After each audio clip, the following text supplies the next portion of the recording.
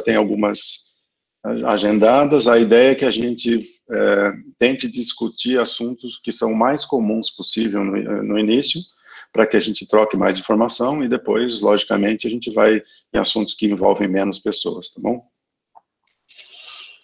Acho que o Guilherme falou que já está gravando, tá bom? Então, o assunto de hoje, a ideia é tentar... desculpa, os objetivos do seminário, né, são esses daqui que eu tentei listar aqui, é discutir os principais desafios do grupo, aí, os principais avanços que a gente teve, desafios, trocar informação técnica aí entre os grupos, que eu vejo que às vezes falta um pouco no nosso grupo, como a gente está trabalhando em projetos independentes, tem assuntos semelhantes sendo tratados em mais de um projeto, e isso acaba não passando informação de um para o outro.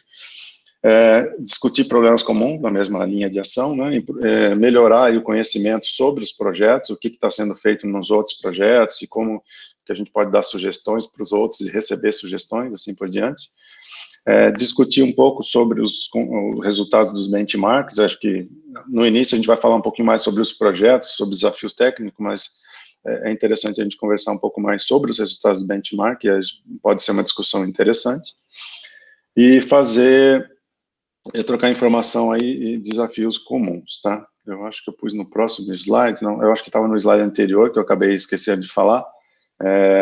Cuidado, né, como for fazer a apresentação aí, com dados sigilosos, né, a gente está fazendo a apresentação para todo mundo, tem dados que são específicos de alguns projetos, então só um certo cuidado aí quando for fazer a apresentação, que também já serve de treino para quando a gente vai fazer a apresentação para fora.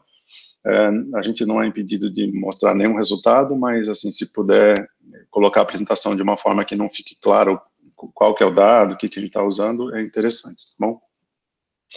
Bom, então hoje eu vou falar um pouquinho sobre os desafios do Unicim, eu vou tentar passar um pouco rápido aqui sobre as principais coisas que acho que todo mundo já conhece. Os nossos desafios, então, são ligados à área de simulação e gerenciamento de reservatórios. A gente sempre coloca aqui que essa integração é importante com geociências, sistema de produção, avaliação econômica. Eu acrescentei em amarelo aqui a parte de dados, porque vocês vão ver que a gente está fazendo uma migração de pesquisa ou estamos adicionando uma área de gerenciamento de curto prazo, e aí a parte de dados é importante, a gente vai discutir isso ao longo dos próximos seminários, né? Aqui são as principais missões, eu vou passar rápido, eu coloquei uma apresentação um pouquinho mais completa, que como ela vai ficar disponível também para vocês, vocês vão poder olhar em mais detalhe, mas eu vou falar só sobre alguns aspectos aqui. Aqui eu estou destacando as partes em amarelo também, que a gente está acrescentando a parte de análise de dados agora, é isso que a gente vai focar em alguns dos projetos aí, como a gente fazer o gerenciamento do reservatório, não só de longo prazo, mas também de curto prazo, é uma das demandas aí, do que a gente está vendo, que a gente pode ser útil no que as empresas estão chamando de gerenciamento digital aí de campos de petróleo. Então a gente está adicionando essa parte, a gente tem um short term aí, que é o período curto.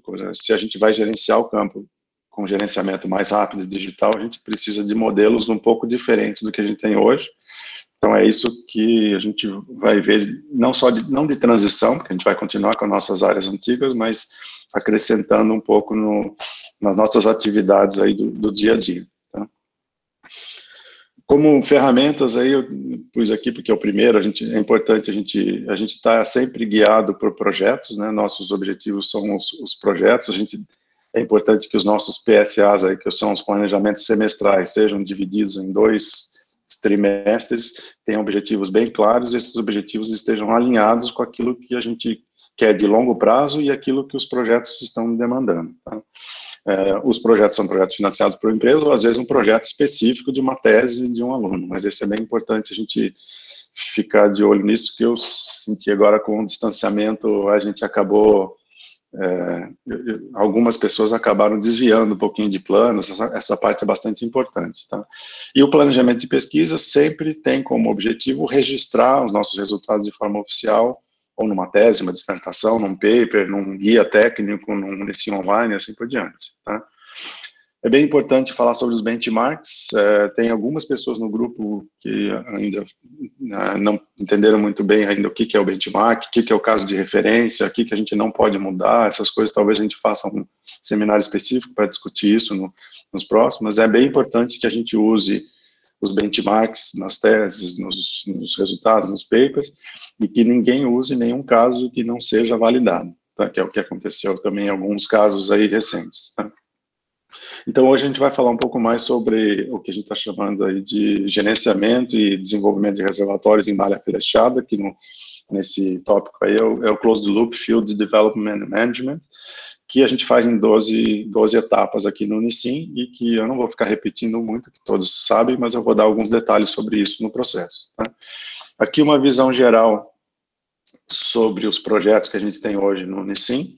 Aqui está marcado em cinza os projetos da Energy, que um está terminando e o outro está começando. Os projetos em verde, que são financiados pela Petrobras, que um é o CIGER 3C, que é a integração com o sistema de produção, e o outro que é o de Libra.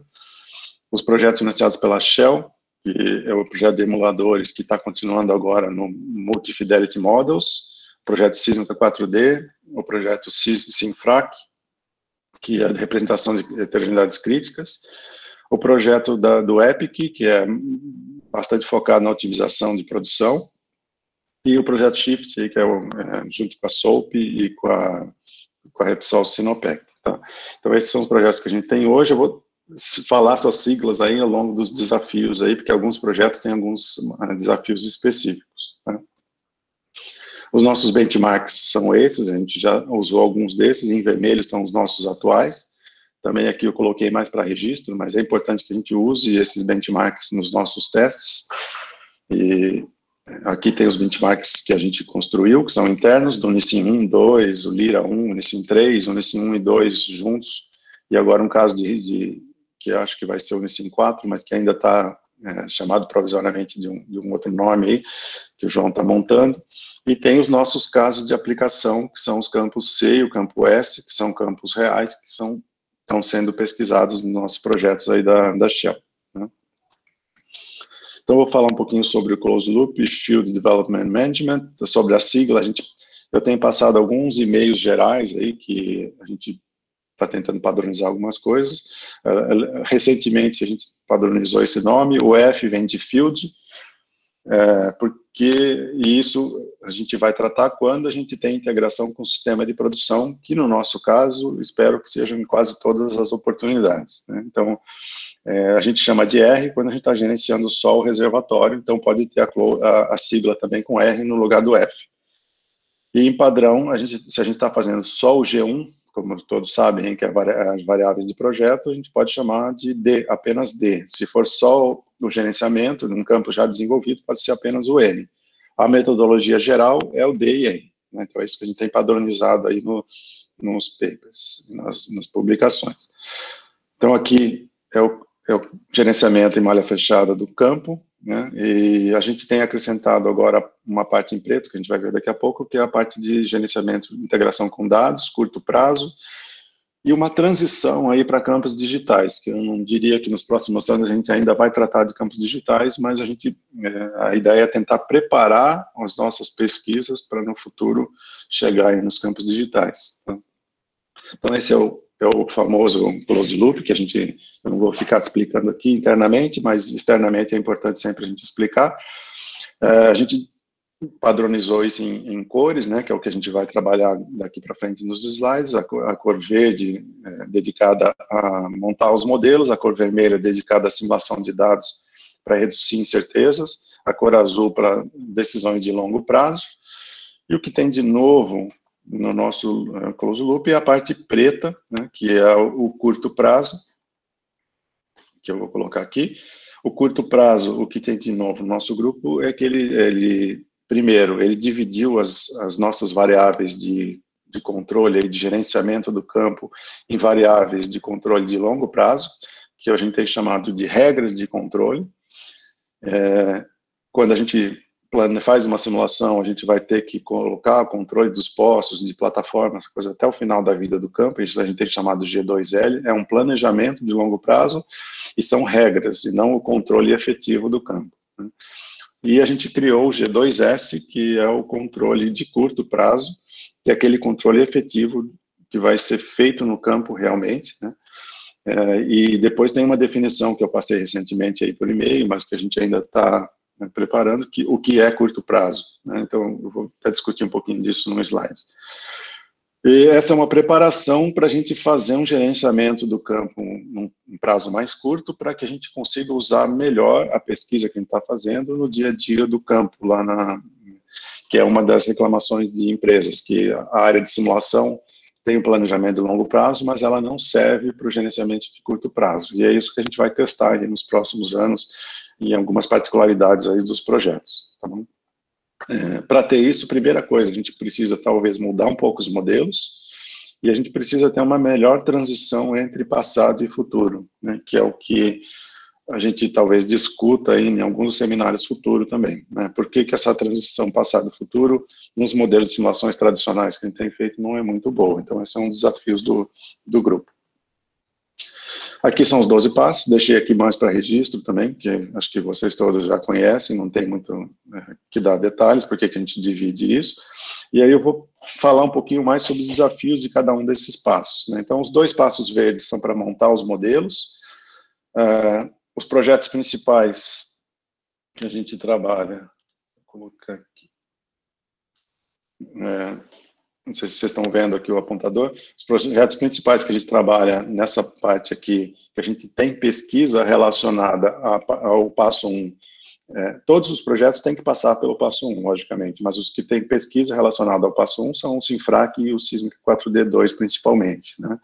Envolvem toda a caracterização do reservatório, pseudofunções, transferência de escala e o levantamento de incertezas sobre tudo isso, né? Então, logicamente, tem muitos desafios aí que a gente vai tratar daqui a pouquinho, os desafios dos passos verdes, mas uma vez montado todo esse arcabouço de informações, incertezas que a gente vai montar nos modelos, a gente tem que escolher qual a fidelidade do modelo que a gente vai usar no nosso processo, né, que é o que a gente tem feito no passo 2.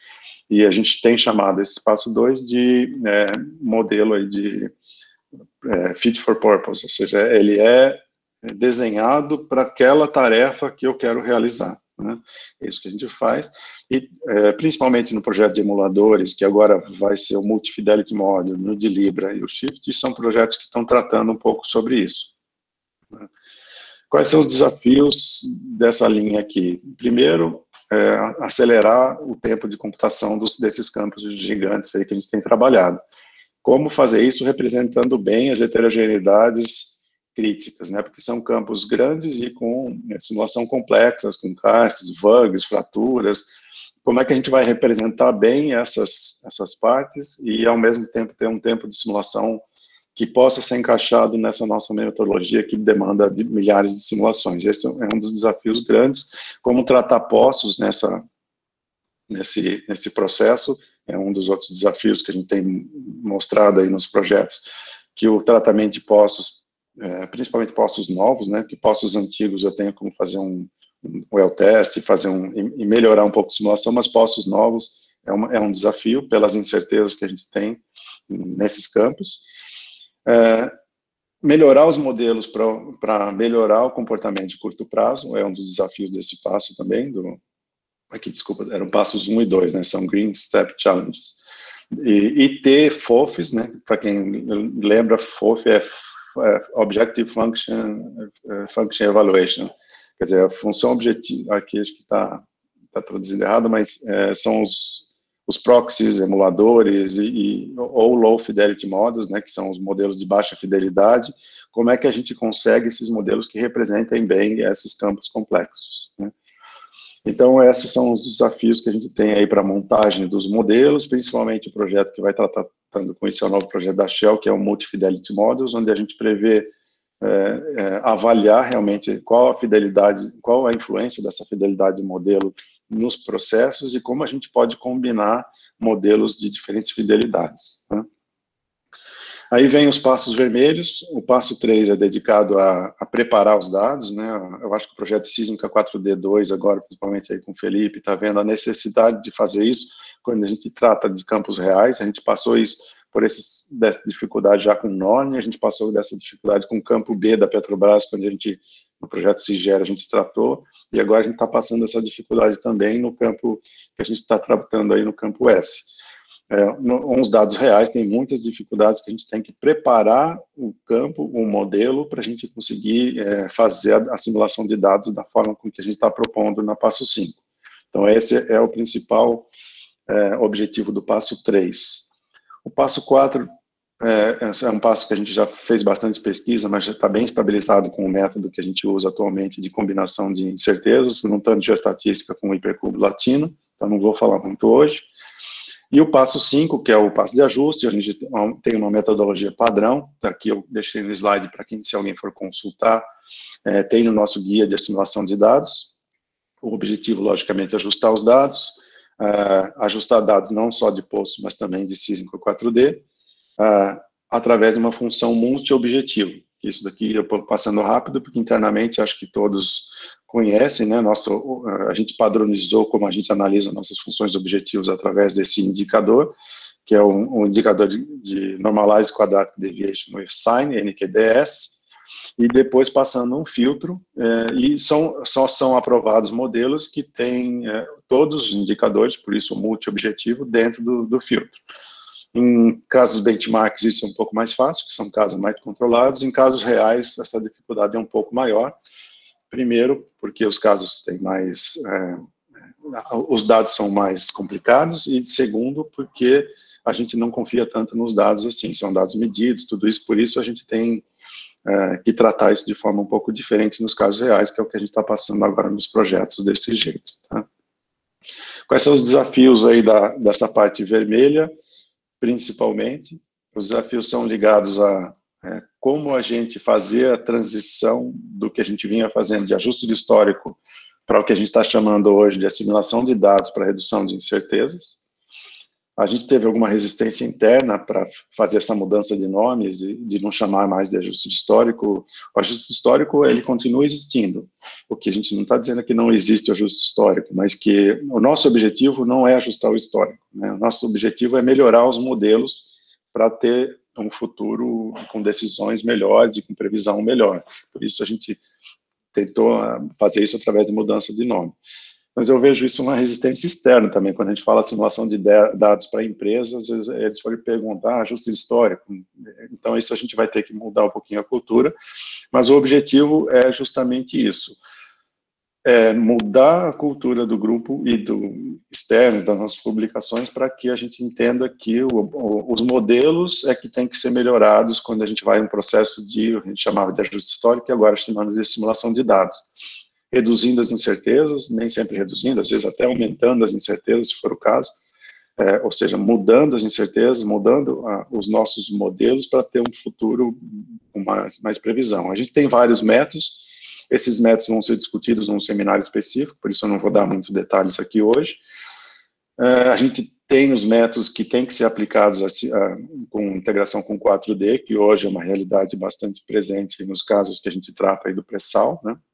Então, a gente tem alguns avanços aí no projeto de Libra, no projeto de Sísmica 4D sobre isso, como usar o EHM, nossos métodos, nesses daí, como a gente tem feito para tentar não colapsar modelos, tudo isso vai ser discutido aí em seminários futuros, é um problema bastante importante. Um pouco dos desafios que a gente ainda não tem resultados, mas que a gente vai tratar nos próximos meses e anos, é um pouco do mudar o processo de simulação de dados para que a gente tenha uma previsão de curto prazo um pouco mais confiável, que só assim a gente vai conseguir usar os modelos na previsão de curto prazo e em campos digitais. Se a gente tiver uma previsão de curto prazo ruim, a gente nunca vai conseguir usar esses modelos em decisões de curto prazo, né? A gente depois vai tratar um pouquinho sobre isso, talvez faça um seminário específico sobre os planos para a gente fazer a transição aí para campos digitais, né? O que a gente chama de curto prazo, o que é real time, o que a gente vai fazer, até onde a gente pode chegar com modelos de simulação, o que a gente trata de dados e tal, mas esse seminário vai ficar um pouco para frente quando a gente começar a ter um pouco mais de resultados. Tá? Esses são os projetos que atualmente lidam aqui com os desafios nessa área.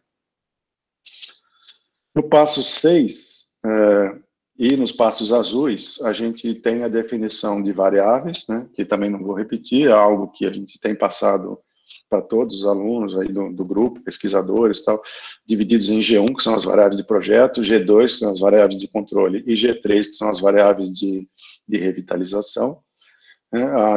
O que a gente mudou atualmente é a divisão do G2 em G2L e G2S, como eu já falei no início, onde o G2L são as regras que a gente planeja para o futuro no longo prazo, e o G2S são as regras que a gente vai usar para controlar, gerenciar o campo no curto prazo, né?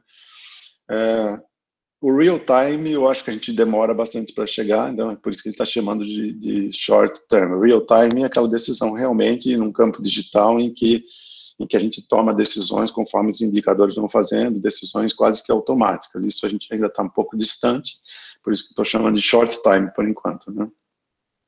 Um problema bem comum, e acho que o Vinícius vai tratar disso no seminário nas próximas semanas também, é o G2L, e como que as regras que a gente está impondo no processo de otimização para otimizar o campo se interlaçam aí com as regras que o simulador tem para controlar os poços, e isso está causando várias confusões, é um assunto que a gente tem tratado particularmente em várias apresentações, mas que eu acho que vai ter que ser discutido em conjunto, né, porque muitas pessoas estão impondo regras de G2L e, na verdade, essas regras não estão sendo impostas por simulador, porque ele tem outras regras internas que estão se sobrepondo sobre aquelas que estão sendo otimizadas. Então, isso é uma coisa que nós temos que tomar bastante cuidado, e por isso a gente tem as variáveis de monitoramento que vão servir para a gente verificar se essas regras estão realmente sendo efetivas ou não, tá? E aí vem o G3, que é a parte de envio, recompletação, e isso é particularmente importante em alguns dos nossos projetos. No projeto de Ciência 4D, a gente tem toda uma parte dedicada a envio, a gente está vendo, a gente está passando essas 2 semanas por uma série de dificuldades para fazer essa transição passado-futuro, e quem está envolvido aí no projeto sabe, por isso a importância desse tratamento aqui, dessa transição passado-futuro, para fazer enfios, né? E depois também de como a gente vai trabalhar com essa parte de enfio, recompletação, e o que as empresas estão chamando no campo de Libra, a gente tem isso tratando da segunda onda, ou seja, é um segundo desenvolvimento do campo através de poços novos que foram planejados para serem perfurados um pouco para frente. Tá? Bom, a partir daí a gente tem os nossos processos tradicionais. A passo 7, eu acho que não vou falar nada aqui hoje, porque também a gente tem usado o DLHG. O passo 8 é a escolha dos modelos representativos. Também várias pessoas têm trabalhado com isso e tal. Talvez a gente tenha um seminário específico sobre isso, se alguém se habilitar a fazer aí. Os mais recentes que a gente tem são a representação no RMM Finder do comportamento de poços, que isso se tornou bastante importante, e alguns avanços que a gente tem aí para tentar reduzir, melhorar a representação de imagens, ou seja, como eu vou escolher poucas imagens que representem bem todas as imagens que a gente gera através do processo geoestatístico. Isso daqui é particularmente bem importante para campos onde eu tenho o enfio, onde eu tenho o G3 ou o G1. Certo? Depois a gente pode tratar um pouco sobre isso também no outro. E aí o processo tradicional, a gente faz o que a gente chama de otimização nominal para chegar nas estratégias especializadas, que são estratégias boas para cada modelo representativo. A gente fez pesquisas combinando isso, comparando isso da nominal com a robusta, tem as teses da Suzana e do Luiz Otávio, onde a gente comparou, fez isso daqui, a gente ainda segue fazendo algumas pesquisas em relação a isso, qual o melhor processo fazer, a gente chegou à conclusão que é melhor fazer os dois, mas se não puder, o usuário vai ter que escolher a sua função objetivo e verificar seus objetivos do projeto, a gente vem fazendo pesquisa nisso. Vou passar um pouco rápido aqui, que estou atrasado. Vem o passo 11, que é a parte de melhorias do que a gente fez no passo 10, então, o passo 10 está dedicado a tudo que a gente consegue fazer de forma mais automática, chegar nas melhores soluções de forma mais automática, e tem uma série de refinamentos que a gente tem feito no passo 11, que são adicionar valor de informação, valor de flexibilização, os postos de tratamento de recidivista a gente tem passado para o passo 10, mas pode ser feito aqui também. refinamentos aí do G2, G3, né? Tem várias coisas que a gente pode fazer manualmente no passo 11, e no passo 11 também vem a integração com o sistema de produção, obrigatória aqui nesse passo, porque todas as nossas soluções que o engenheiro de reservatórios vai apresentar para que sejam aplicadas ao campo, tem que ser viáveis, né, do ponto de vista de sistema de produção. Então, ele é obrigatório, pelo menos, ser feito no passo 11. Aqui até coloquei que, idealmente, ele vai ser feito em todos os passos, desde o 6 até o 11, mas, no mínimo, no passo 6, para a gente ter condições de contorno razoáveis, e no passo 11, para a gente garantir que a solução que a gente chegou é viável do ponto de vista de sistema de produção. Tá? Então, eu vou passar meio rápido aqui. Quais são os desafios aí dos passos azuis? Ainda melhorar o processo de otimização, a gente ainda tem pesquisado métodos de otimização para que a gente consiga fazer esses passos o mais rápido possível. A integração com esses modelos mais rápidos, ou low fidelity models, ou modelos proxies, emuladores, como é que a gente pode usar isso no processo? A gente tem tido vários avanços que acho que é importante a gente discutir também em algum seminário futuro, tem alguns avanços bem interessantes de fazer simulações mais rápidas, metade do tempo, ou fazer simulações black oil para fazer mais rápido em relação ao composicional. Então são várias coisas que a gente pode fazer no meio do processo para acelerar aí o processo como um todo, né? Não precisa necessariamente a gente usar uma simulação de alta fidelidade ou de média alta fidelidade em todo o processo. É isso que a gente tem tentado chegar. A otimização do G1 continua sendo um desafio para alguns casos, do G2, G3, talvez sejam os nossos principais desafios atuais. A gente já trabalhou bem mais no G1, no grupo, do que no G2 e no G3, é isso que a gente tem pesquisado mais. Campos inteligentes com controle de válvulas, a gente tem pesquisado bastante no campo de Libra e no campo no projeto do EPIC. A integração com o sistema de produção, bastante pesquisada aí pelo João e o CGE3C. Aqui vem uma nota especial que, para a parte de campos digitais, a integração vai ser bem importante, porque é através do sistema de produção que a gente vai monitorar os nossos indicadores que vão ser usados para a gente gerenciar o reservatório. Então, se a gente quer chegar na transformação digital, a integração com o sistema de produção é bastante importante, né? Então, tem vários desafios para a gente chegar lá. E na parte desses campos mais complexos de pressão, onde a gente vai fazer o AG, injetar CO2 e ter controles de ICVs, nós temos desafios importantes de otimização aí ligados a essa parte azul.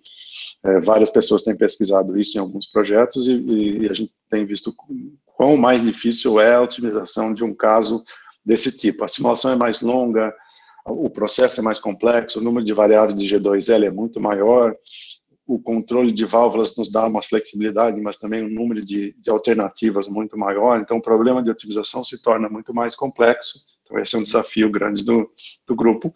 E se a gente quer acelerar o tempo computacional, a gente pode usar modelos mais rápidos, mas ao mesmo tempo a gente precisa representar bem as heterogeneidades do reservatório, o comportamento do fluido. Então, isso é um desafio bastante grande, eu acho que um dos principais aí para o próximo grupo. E para finalizar, aí, o passo 12, que é um pouco da onde entra o curto prazo, é um pouco do que a gente tem feito, ainda pouco no grupo, mas que a gente vai aumentar. A gente, então, adicionou o G2S. Esse G2S é o controle efetivo que a gente vai aplicar ao campo. E como a gente tem os benchmarks, a gente pode aplicar esse controle efetivo no referência. E a pergunta que fica é justamente essa: o que a gente propõe para a empresa de G2L e G3 vai ser realmente usado no campo? Né? É isso que a gente quer verificar através desse controle de G2S. Né? Então, a gente vai ter que integrar aí com análise de dados, análise de curto prazo, transição, melhor transição passado-futuro, tudo isso que eu citei nos passos anteriores, para que a gente consiga fazer isso, para a gente consiga não efetivamente controlar o campo, mas mostrar, através de pesquisas, que o modelo de simulação e as nossas metodologias conseguem ser usadas para isso. Né? E aí tem algumas alternativas citadas aqui em vermelho, que eu não vou falar agora, que quando a gente tratar específico do G2S, a gente fala um pouco mais sobre elas, mas é justamente isso: como é que eu vou corrigir o nosso G2L no curto prazo, como é que eu vou usar uma análise de risco para melhorar o controle de curto prazo, como eu integro com dados, e assim por diante. São vários desafios, e isso a gente vai fazer através da aplicação no R. Como o nosso R é um modelo de que demora muito para simular, para a gente aplicar o closed loop, aplicar o G2S num ciclo mais curto, são desafios bastante grandes, mas que a gente vai enfrentar aí nos próximos anos, tá bom? Bom, tentei cumprir meu prazo aqui de 30 minutos, vou aí abrir então para perguntas. Espero que não tenha ficado muito corrido, mas acho que eu tentei dar uma visão geral aí sobre os 12 passos. Deixa eu ver se tem alguma pergunta já no chat aqui. Eu acho que não tem nenhuma pergunta. Bom, se alguém tiver alguma pergunta, se quiser fazer pelo chat ou o microfone, fique à vontade. Ô, Denis.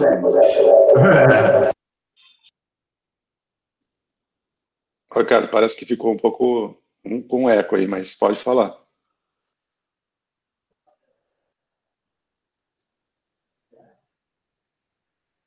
Só um minuto, Denis. Denis, posso aproveitar esse meio tempo do Carlos aí? É a Alessandra que está falando. Pode falar. Eu tenho duas curiosidades, assim, mas aí eu não sei, veja aí se vale a pena agora. É que eu queria entender um pouco melhor o que é esse G2L e o G2S, se você pudesse dar alguns exemplos. E também, com relação àquela história das imagens representativas, como isso já está sendo feito, já tem algumas ideias, porque, para mim, assim, eu já pensei várias vezes com relação a isso, e eu acho que tem um pouco a ver, inclusive, com a área de 4D, que é essa coisa de similaridade entre mapas, entre propriedades 3D, enfim, né? Aí eu só queria saber se essa ideia já está acontecendo, como é que é? Então, primeira pergunta sobre o G2L e G2S, a gente vai ter um seminário específico sobre isso, mas só adiantando, por exemplo, G2L é como, vamos pegar um exemplo do campo de Unisim 1, que a maioria das pessoas já conhece aqui, né? Então, a gente está no Unisim 1D. O que é o G2L? O G2L são uma série de regras que a gente vai propor para a empresa, vamos supor que a empresa tivesse o campo de referência e a gente, com o grupo de simulação, fosse propor uma forma de gerenciamento do campo, certo? Então, o campo está hoje na data do Unisim 1D, e a gente vai propor um gerenciamento até o final da vida do campo, até como os poços vão ser fechados, em que watercut eu devo chegar, fechar o poço, se um watercut de 95, 96, como eu devo injetar água no futuro, como manutenção de pressão. Então, é uma regra de controle do longo prazo, certo? O G2S é um controle de curto prazo que efetivamente vai ser aplicado ao campo. Então, por exemplo, se eu vou fechar a válvula de uma válvula de completação inteligente, por exemplo, eu devo efetivamente fechar, então, pegando uma válvula de completação inteligente como regra, o G2L eu vou fechar a regra daqui a 2 anos, ou eu vou fechar a válvula quando o watercut chegar em 95%, ou o GOR chegar em tanto. Essa é uma regra de controle que a gente está propondo em como o campo deve ser gerenciado. O G2S não, assim, amanhã, antes, no próximo mês, essa válvula vai ser fechada, como que eu vou controlar isso? E a gente vai emitir isso no referência. Então, essa é a diferença entre os dois. Por que o G2S pode ser diferente do G2L?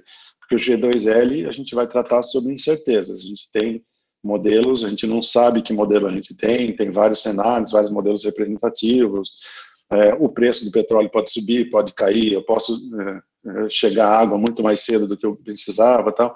Então, por isso que a gente chama de regra de controle e não é controle efetivo. Eu não vou falar, a válvula vai ser fechada no dia 1875. Vou falar, a válvula vai ser fechada se isso acontecer, ou se aquilo acontecer, ou dependendo de um controle mais reativo ou mais proativo.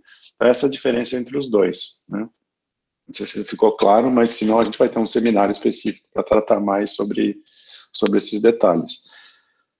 A outra, tem algum avanço sim, tem a tese do Courage, que ele fez isso, mas ainda não está disponível para o grupo, porque ele fez isso não tratando do Unisim 2 tradicional, ele tratou isso através de uma forma um pouquinho diferente, mas agora que ele está trabalhando como pós-doc aí no projeto do REP, que ele está trabalhando isso, e tem tudo a ver com o que você falou de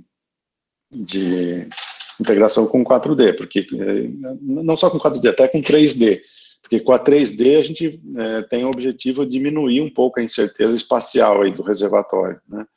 Então, a gente já tem visto que, assim, se eu, nos casos que a gente está tratando, no próprio NICE 1, se for trabalhar num modelo de infio, ou de G3, ou até de desenvolvimento G1, com uma incerteza muito grande espacialmente, eu tenho muita incerteza, eu preciso de muitos modelos representativos para conseguir representar bem localmente, para saber onde eu vou fazer os postos. Aí a gente teve várias dificuldades aí na aplicação do closed loop, no trabalho do André, nos trabalhos seguintes, que ele tem mostrado a X, que é bastante difícil, com muita incerteza, eu conseguir alocar postos com essa grande incerteza, com uma certa segurança, né? Tem muita incerteza quanto a isso. Então, a gente avançou um pouco o RM Finder para tentar tratar melhor essas incertezas locais, acho que melhorou um pouco, a gente tem tratado um pouco, e a gente tem algumas pesquisas para tentar melhorar representar melhor as propriedades petrofísicas com menos imagens. Esse é um dos objetivos, ou seja, se eu conseguir, será que eu preciso de 300 imagens, será que eu consigo tratar melhor, será que os modelos representativos podem ser agrupados em imagens? É isso que a gente tem feito, e tem tudo a ver com sísmica, 3D, 4D, porque a gente vai tentar usar esses conceitos para isso. Mas é outro assunto que eu acho que a gente pode discutir em detalhes. Eu acho até que os nossos casos benchmark, nós temos uma certa dificuldade de trabalhar nesse assunto, porque os nossos casos benchmarks, alguns deles, os modelos gerados não incorporaram uma sísmica 3D muito detalhada, como a gente tem nos casos reais, assim, né?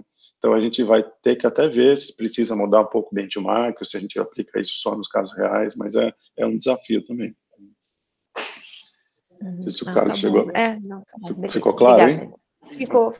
Depois eu acho que seria legal até, mas acho que ao longo do seminário isso vai acontecendo, cooperar, assim, em termos de ideia de métrica mesmo, tem a história lá com a parceria com o IC, que o pessoal está propondo métricas para comparar a similaridade entre imagens mesmo, né? Isso, a gente pode ter seminários específicos para esses pontos polêmicos aí, porque são pontos difíceis, logicamente em meia hora é difícil tratar de tudo, mas assim, alguns desses pontos que eu passei rapidamente hoje vão ser tratados em seminários específicos.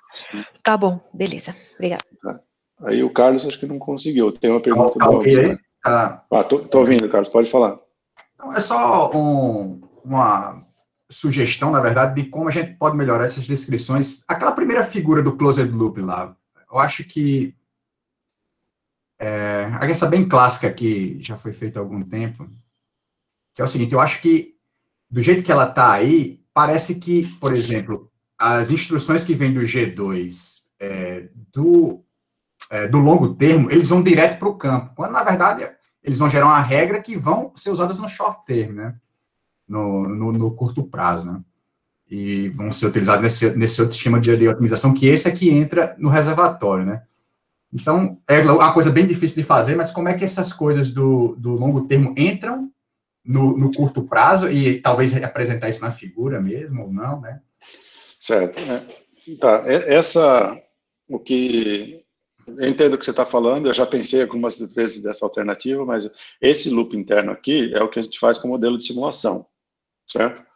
Isso. Então, efetivamente, a regra que vem do longo prazo aqui, o G2L, é algo que eu vou instituir uma estratégia de produção com G1, G2, G3, e vou, isso daqui, através de um processo de simulação, eu vou impor ao campo, né, que acho que você está falando que ele não é imposto ao campo, ele é imposto aos modelos, na verdade, né? Então, é isso que talvez seja a diferença. Essa bolinha daqui, a estratégia que eu vou testar aqui, eu nunca vou conseguir testar no campo, ela vai ser implantada no campo, mas quem vai ser implantada no campo mesmo é o curto prazo, né? Então, talvez pudesse pensar disso daqui vir para cá, e ter um loop, mas a gente vai ter que crescer um pouquinho o loop de cima para mostrar como que isso é feito, como é que os modelos de curto prazo são construídos também, né? Mas eu entendo o que você está falando, porque a regra de longo prazo aqui, ela nunca é diretamente implantada no campo até o final da vida, ela é testada nos modelos de simulação para depois ir para uma regra de curto prazo que vem para cá. Então, eu posso pensar em alguma alternativa, se tiverem sugestões, a gente pode pensar em alterar um pouquinho. Mas é como se o curto prazo tivesse depois desse nome Production Strategy e depois é que entra no reservatório. Isso até para o G1, G2 e o G3, você sai com a regra do G1, mas vão existir vários projetos que vão ser estudados para colocar no reservatório, né? Então, assim, foi um desafio grande de colocar o short term e o long term na mesma figura. Eu acho que tem muita coisa que esclarece, mas talvez alguns ajustes da figura acabe melhorando o que é o G2S, o G2... Na verdade, o que a gente pode fazer, porque também tem uma outra dificuldade que eu já tentei algumas vezes, mas não consegui, é como integrar os FOFs aqui, né, que é o Fast Objective Function Evaluation, né, Objective Function Evaluation. Porque aqui, na verdade, tem um loop, dentro desses loopzinhos aqui, tem toda uma série de passos, umas coisas. O mesmo está acontecendo aqui, né, dentro desse loop aqui, tem uma série de coisas que não é simplesmente uma aplicação. Construir os modelos, inclusive. Então, talvez o que a gente possa fazer é expandir esses loopzinhos aqui, colocar aqui 1, colocar aqui 2, e aqui colocar um loopzinho 3, e aí ter esquemas que explicam esses loops de longo prazo, loop de assimilação de dados, loop de curto prazo em mais detalhes. Porque colocar tudo numa figura só, realmente fica muito carregado, muito pesado. Mas, assim, se tiverem sugestões, a gente vai aprimorando isso com o tempo, né?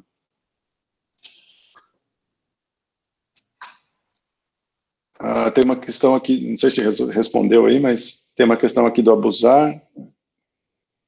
Não, acho que era só isso mesmo. Na verdade, é como uma sugestão para... Assim, é uma coisa que essa figura tem que ficar sendo repensada às vezes para poder melhorar o entendimento de quem entra e novo no grupo até, que fica meio... Beleza.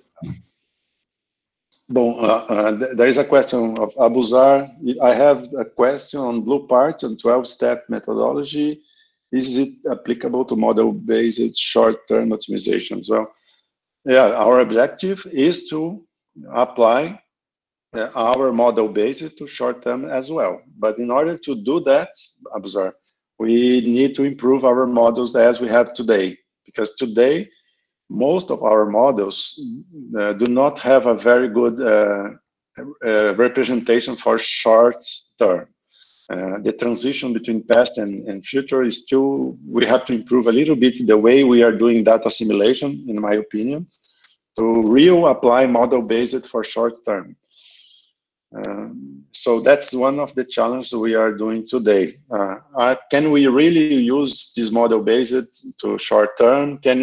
Or we are going to use the model-based just for long term, and then the short term we will do based on data-driven and this thing. This is one of the challenges of our group in the next months and next year, is to first to test if our models are good enough to be used in short-term decisions. And if they are not good, how can we change our models in order to do that? This is one of our challenges. Okay, I don't know if that answers your question, but if you can speak if you have an additional one. Tem uma outra pergunta aqui do Sérgio.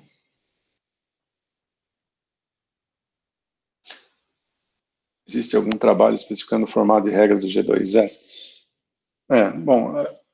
O G2S é uma coisa que a gente está trabalhando recentemente, então também estamos abertos a sugestões aí.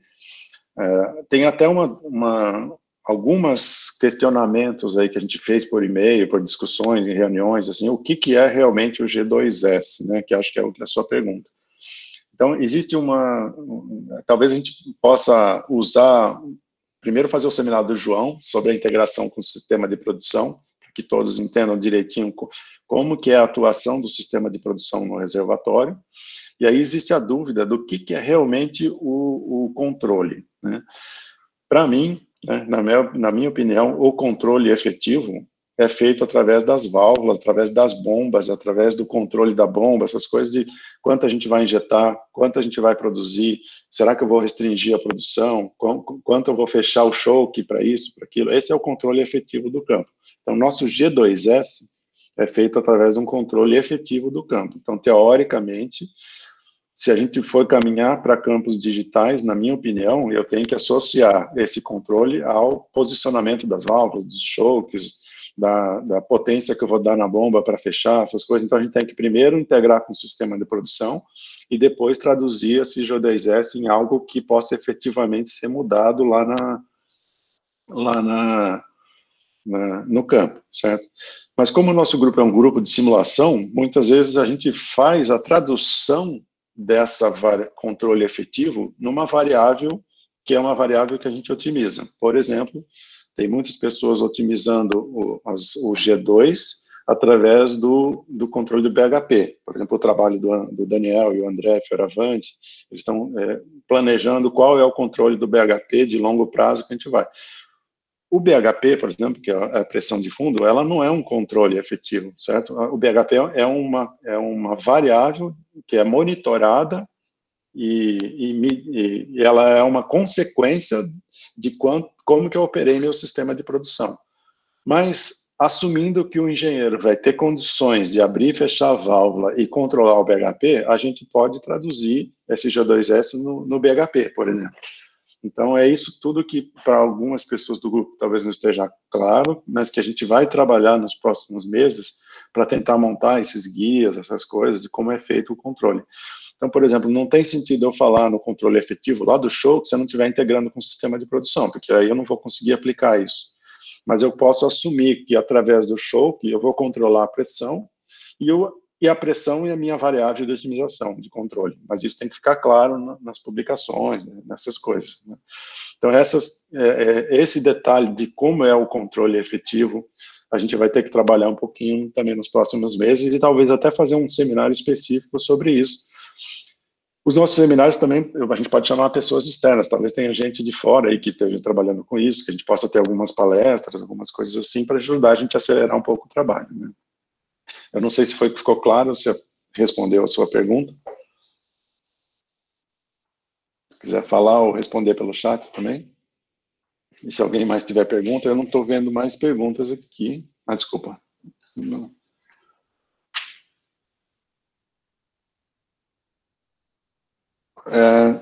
A Fernanda está perguntando sobre trabalhos iguais ou parecidos de G2L e G10S. Aí a minha resposta é mais ou menos a mesma. Não são, na verdade, não são comparados. Eles são complementares, né? O G2L e o G2S. O G2L é uma proposta e o G2S é uma implementação, na minha opinião.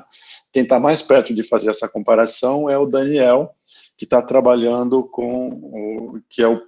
e a Jéssica vai trabalhar com isso, o Daniel também, que são os primeiros que vão trabalhar com a aplicação do G2L. Mas para fazer essa comparação, como você está falando, eles primeiro precisam otimizar o G2L, que é o que eles estão fazendo agora, para depois aplicar esse controle no campo e verificar como que esse G2S está se dando ali no campo e se eles vão mudar isso. Né?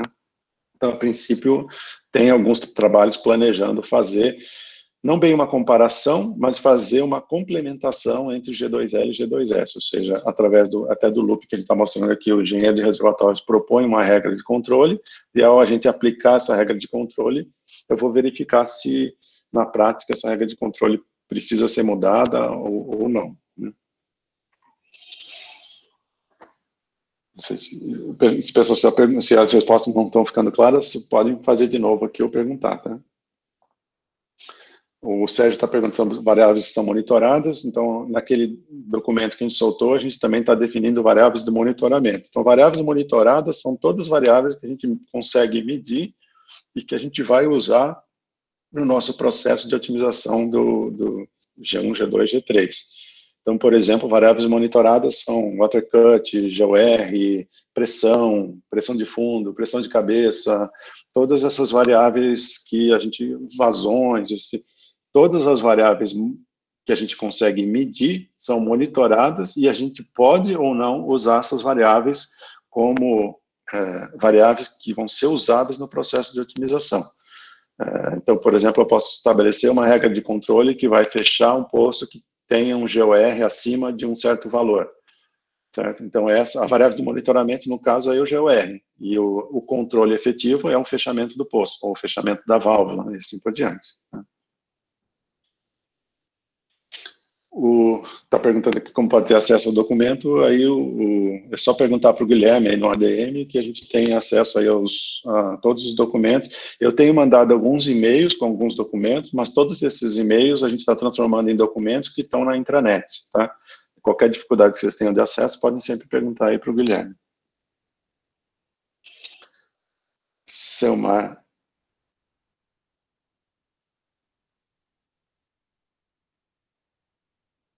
O seu Mar está perguntando sobre a visualização de dados.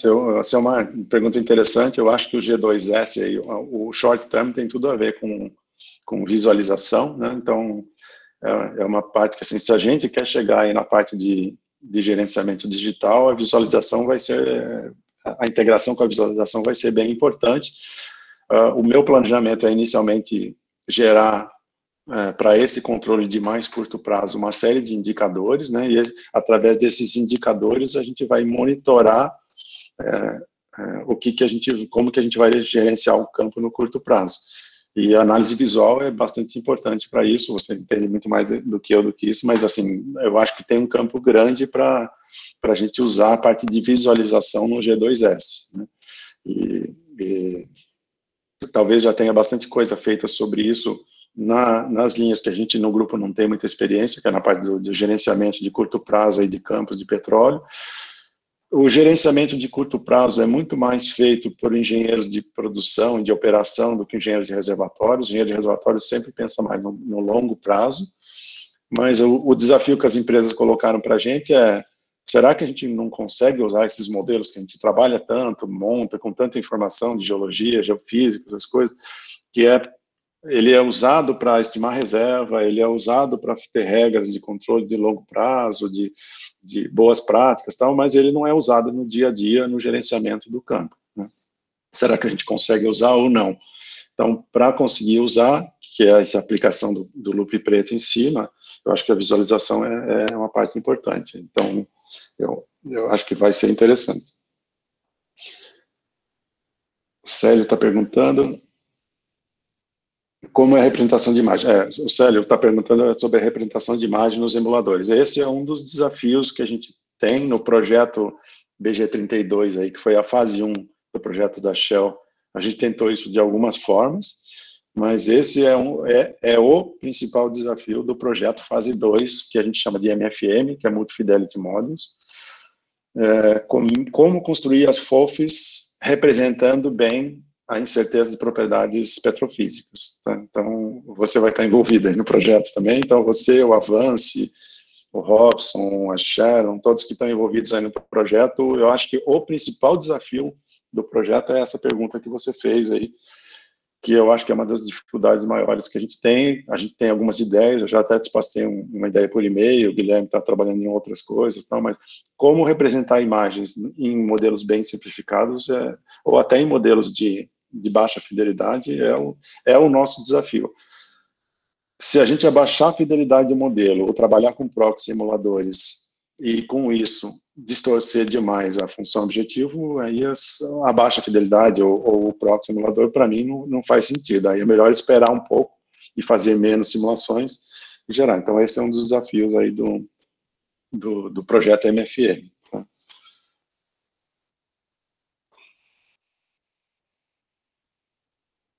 O Sérgio está perguntando, não, Guilherme Palermo, não, tem vários Guilhermes no grupo, mas no caso é o Guilherme Tonin, tá, Sérgio?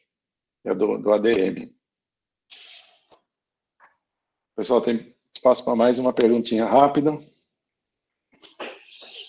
A ideia, então, é que os seminários sejam relativamente curtos. Então, às 11 horas a gente está encerrando aí, mas é óbvio, se tiver um assunto que algum grupo quiser continuar discutindo, fique à vontade. Quem não tiver interessado, quiser só ouvir a palestra às 11, pode desligar, e depois, se o grupo quiser continuar discutindo, fiquem à vontade. Tá? Então, sobre os desafios, essas coisas que a gente está conversando, se alguém quiser ficar ligado, eu particularmente hoje não vou poder, mas se vocês quiserem discutir ou trocar informações aí, fiquem à vontade. Então, como não tem mais perguntas, eu vou até falar de um assunto que surgiu aí, como sugestão, que é como alternativa aos seminários, surgiu uma sugestão de montarmos grupos de estudos sobre determinados temas. Tá? Então, a minha resposta, para o aluno que sugeriu isso, foi: a gente pode até, no tema que ele sugeriu, a gente montar um piloto. O Alberto já tentou algumas ferramentas, aí tem a Wiki, tem umas discussões, tem outras formas, tá? Eu acho que isso é muito bem-vindo, né? Mas vai depender do grupo de estudo específico. Então, tá, liberdade específica, o Unici não vai forçar ninguém a participar de um grupo de estudo específico. Mas se vocês quiserem se juntar em 2 ou mais pessoas para montar um grupo e discutir um determinado tema que envolva pessoas de diferentes projetos que acabam não ficando em contato, e acho que isso é uma ideia bastante interessante. A gente pode tentar ajudar com ferramentas aí, a TI pode tentar ajudar com ferramentas, ou vocês mesmos podem discutir da forma que vocês acharem melhor, mas realmente, e-mail é uma coisa que não é muito bom para discutir assuntos muito longos, né, fica se perdendo, essas coisas. Então, existe a Wiki, existem outras formas de fazer, que vocês estão livres. A gente vai tentar montar um piloto no tema sugerido aí pelo Anderson, que foi que sugeriu isso. Quem quiser participar desse tema, pode participar, fique à vontade. Se isso der certo, a gente pode aumentar para outros grupos, mas independente disso, fiquem à vontade em montar os grupos e discutir, né, conforme vocês queiram.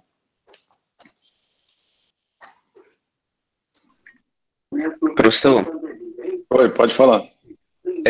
Eu tenho uma dúvida se o grupo tem alguma expectativa de fazer treinamento com algum software específico para facilitar talvez o trabalho dos alunos ao longo do... Desculpa, cortou o seu som aqui, eu não ouvi direito. Você consegue ouvir agora? É o Diego que está falando, né? Isso. A sua pergunta cortou um pouquinho. Tá, eu perguntei se o grupo tem alguma expectativa de fazer algum curso ou treinamento de software específico que a gente acaba usando na Unicim para facilitar um pouco ao longo do processo. Assim como o negócio do grupo de discussão, se vocês sentirem necessidade de algum treinamento, alguma coisa, sim, podem organizar, podem mandar as demandas aí para a TI, e aí, se forem mais treinamento específico de ferramentas que a TI, ou se for software interno nosso, aí o suporte pode dar esse treinamento. Se for software de fora, a gente pode tentar chamar esse treinamento de fora, ou algum pesquisador que seja especialista naquilo pode falar um pouquinho e tal. Então, podemos ter, assim, se vocês tiverem demandas desse tipo, avisem ou o ADM ou a TI, e a gente vai tentando organizar. Certo, obrigado. Pessoal, então, acho que então hoje era isso, a gente está encerrando aqui às 11, mais para a gente tentar ter uma previsão de horário direitinho, mas logicamente nas próximas semanas, se surgir algum problema, algum assunto que não deu tempo de discutir no tempo, aí fica essas duas ferramentas, ou quem quiser e tiver que discutir continua na sala, ou a gente marca a continuação da conversa para uma semana seguinte, aí, no horário do seminário, ou marca um horário extra, assim por diante. Esse horário vai ficar sempre reservado aí para a gente ir trocando informações sobre esses assuntos, tá? Hoje foi mais geral, mas a ideia é que os próximos sejam cada vez mais focados. Então, a ideia dos próximos é discutir os assuntos mais gerais de cada projeto. Então, a Alessandra vai falar na semana que vem mais sobre a parte de 4D e como que isso está sendo feito nos projetos da Shell e de Libra. E depois a gente vai tentar pegar algumas pessoas para falar desses outros assuntos, dos outros projetos mais macro, e depois começar a entrar nos detalhes desses assuntos que a gente falou hoje aqui, realmente como implementar o G2S, qual a diferença, como selecionar modelos representativos, imagens representativas, que avanço a gente teve nisso, tal. Então a ideia é sempre pegar alguém que possa chamar uma discussão sobre isso, quem está trabalhando com aquele assunto específico, e aí recebendo informações dos outros também, tá bom?